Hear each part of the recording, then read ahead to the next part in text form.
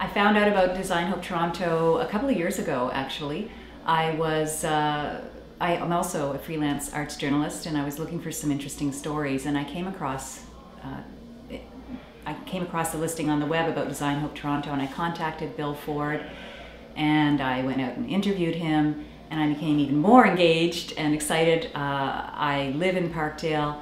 I'm really interested in what's going on in my community, and when I saw the announcement come out, I said, hey, wait a minute, I'm doing art now. Why don't I see what I can do to help out?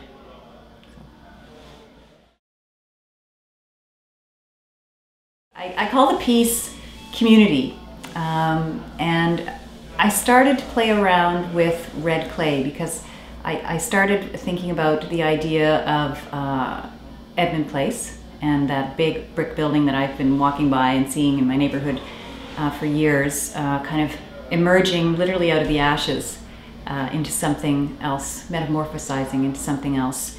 And I just, my hands really quite honestly naturally started making these rings, and the rings are thrown on the wheel, and people look at it and they think, how did you do that? But it's actually, I actually throw them on the wheel, a hollow piece, bring them together, trim them when they're almost dry, cut a slice, and ease them together and put them back together. So it looks like a magic, but it's not magic. And I wanted to create the piece without shiny glaze because it has a rawness to it. There's an edge to the people on the street.